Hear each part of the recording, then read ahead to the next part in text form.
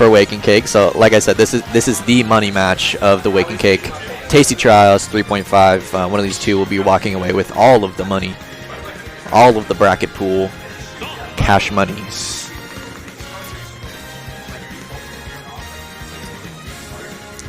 Lucas, I will root for the homies until I see Croy. Sorry. Yeah, that's where your allegiance lies. I understand. I get it. I get it. Character loyalty over homie loyalty, I guess.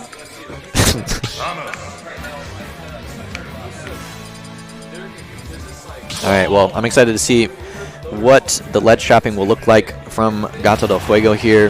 Chrom up B is a unique tool to have to deal with. A lot of the time, people need to have something labbed out to where they feel confident enough to mess around with it, because so often you can just get sucked into it and spiked at 0, right? So you gotta be careful. But at the same time, I know that Gato's had a tough time with his disadvantage state tonight, especially against fast, pretty swingy characters like Power Mithra. We saw him play on stream earlier against Thomas, and really was kind of just air dodging out of the air. And you can't really air dodge against characters out of the air that have really fast frame data, because they can just track you anyways, right? Like Mithra, or in this case Chrom up air. If you air dodge to avoid it, it's going to be auto cancel by the time you land, and they're going to be able to continue to like keep the pressure up, or even just hit you for your air dodge if you did it too high on the ground, right? So I'm curious to see if that's something that Gato kind of self-adjusts on. Ooh, that's a lot of damage. But so far so good for both players, kind of just playing some footsies, getting some stray damage here and there, but drop zone counter. I don't know if Gato uses jump though. Okay, but uses the bomb, little step ladder essentially on the way to make it all the way back down. But Frank goes deep for that. That is the Frank classic. He's not afraid to go off stage, and it pays off, obviously. So much of the time, Chrom players think that their biggest disadvantage is obviously their offstage game, but if you are confident with it, like Frank is, and in situations like we just saw too, getting hit by the bomb, but air dodging to ledge, just being aware of what's safe and what's not with your limited recovery, but jab will take the stock there. That is funny, because technically, right, jab 1 into jab 2 for Samus is not a true combo, so it's like, bro, technically you could have punish that after getting hit by jab 1, but it's literally, I think it's like a 13 or 14 frame reaction time after getting hit by jab 1, or by punishing it out of shield. And I think like the average human reaction time is around that same amount of frames. Oh, I think he just kind of Chromicide him. I haven't seen Frank do that in a long time, but I respect it. But anyways, that's a lot of the time why you see people get hit by jab 1, jab 2 against Samus, it's just funny. Like technically you can get out of it, but unless you're like mashing an option or expecting it, it's really hard to react to. All right, but a full stock ahead still. Frank looking good, especially getting jairs. Sometimes Frank is not in jair mode. Gato did use his double jump, but he's gonna make it back with a bomb once again. I don't know if enough of you have watched Samus gameplay, but technically they can use one bomb, stall in the air, use another bomb, and then go back to the original bomb, and it'll blow them towards the stage. So you can see they actually have a pretty decent horizontal recovery if they use that strategy. And so I want you guys to look out for that sometimes. I know it's kind of a niche thing to check for from Samus's, but it is like a proficiency check for the character, because Samus can make it from so much further if they use that kind of like bomb tech, essentially, being blown just a little bit closer to stage.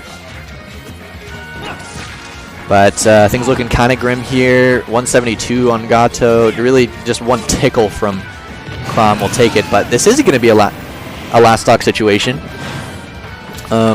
Frank says, I'll up throw you after you up throw me. And the disadvantage state, GatoDelFuego not going to be able to run away well enough to avoid Frank. And that's going to be game 1 going to Frank. Again, Frank's on winner's side though. So tension definitely rising for GatoDelFuego to be able to adapt and overcome at this point if he's hoping to get a bracket reset at the very least. I do appreciate that Frank is a connoisseur of the Smash music. He always will choose the song if he has the counter pick. So Just taking a second to listen to the song. I, however, am not a Smash music connoisseur, so I don't know the names of stuff, but I can appreciate when it's a banger, and that one sounds like a banger. Yeah, this is very like K-poppy, or I don't know if it's a vibe though. I'm down. But Battlefield on counter pick here.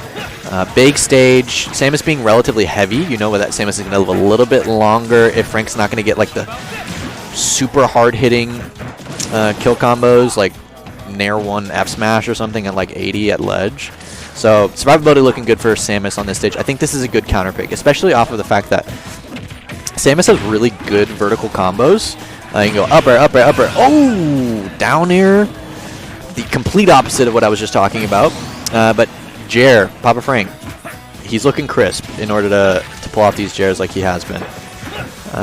Additionally, too, as some lore for those of you who don't watch Waking Cakes often or are just tuning in for the first time or just hanging out because of the raid from Satellite Smash, Frank has never lost a Waking Cake that he has entered. You heard me right.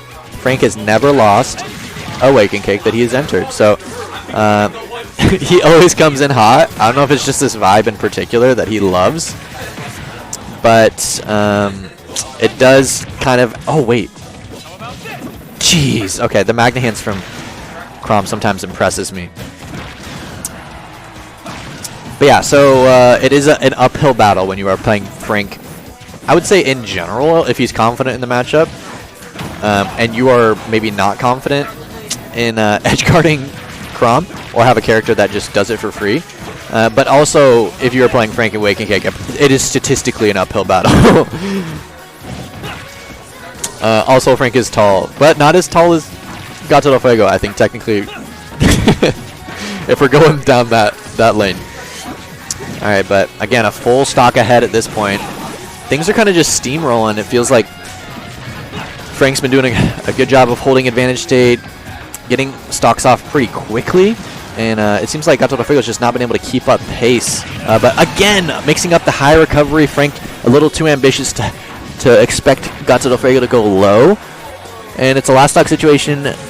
Also, again, very reminiscent of the first game, but just not going to get the tech chase with the charge shot, landing up air to forward air. That is technically not a combo, but if it works, it works. We got two big multi-hits, but up smash out of shield, because GatoDelFuego just forward aired it on shield. That's not a safe move either, unfortunately. A lot of the time what you'll see is when Samuses will forward air on your shield, they'll fade away or fade through to try to mix up where they're landing after the move, because it lasts long, right? And Samus is floaty. But in that time in particular, Frank noticed that GatoDelFuego just had done the forward air straight up on shield. And I mean, up smash out of shield for Chrom is, I don't think, very good or very fast. Up smash alone being one of Chrom's worst moves, I would say. I bet Frank would agree with me too. So yeah, just good awareness to use a crappy move to get a stock off just because of GatoDelFuego pulling the trigger on a not so good move essentially. But alright, let's trap opportunity. Back to Battlefield. I respect it. I think this is a good stage choice. We're going to want to avoid the Animal Crossings. We got like Smashville and Town and City. But ooh, clean charge shot usage there. That was a very clean first stock. That's exactly what I like to see. Arguably one of those moves that, what is it, like our cast list is like 85 characters, something like that. Someone can correct me if they want to, but there are very few moves in this in our cast list that like just straight up beat Chrom up B for free without like having to do like extremely good timing or whatnot. But now we're starting to see that really good edge guarding from Gato, and see if he can keep this up. Really, I mean, it's just trying to. Oh no, the Zair not working. But here's that bomb thing, right? He can still technically make it back. No, okay. I think technically if he used one bomb to propel him forward, it's like the double bomb tech, he might have been able to make it back, but again, that looked pretty close to begin with. 2 stocks apiece though. Let's see if Frank can pull off this ledge trap. No bomb. Okay, it's going to cover roll and trying to get a little bit more traction off of using charge shot, but Frank's starting to adapt to it. Waking Cake is in just south of Cap Hill around downtown Seattle. Not like Soto or South Seattle, really. It's just outside downtown Seattle, right below Cap Hill. But yeah, Getzer, come through and commentate whenever you want. This is a great opportunity for people who want to get commentator practice. It is literally, when we run double bracket days, like essentially 12 hours of time if you want to come commentate, get some practice in, get some clips in for commentary or whatever. But it's totally worth it. For players, of course, because you're going to get a lot of practice when you come through. But also for commentary, a lot of people commentate here for the first time. But also a lot of people commentate here for just hours of practice if they want it. They can have it. But geez, jab, dash forward, F smash. Maybe they just caught Gato slipping, but this is making me nervous. I was pretty excited to see that Gato might be able to get a game off of Frank here, but the train that Frank is driving is not stopping. Look at this guy. He's moving, and it doesn't stop. The movement is so real. I think that's probably one of the biggest compliments that people give Frank overall is his movement, because it's so hard to track. And with, oh my gosh, not like this. Okay, I thought he was gonna get the Chrom up B spike thingy. Oh my gosh, jab, picks up from ledge. Okay, that's gonna be a lot of damage. 110 on Gato, a full reversal of this stock, and even the game, right? GatoDelFuego had so much traction in this first game. Jab to up smash, just catches the tech chase, or the no tech essentially, on the platform. That's going to be a 3-0 for Frank, finishing out the night on winner's side. A clean way to finish.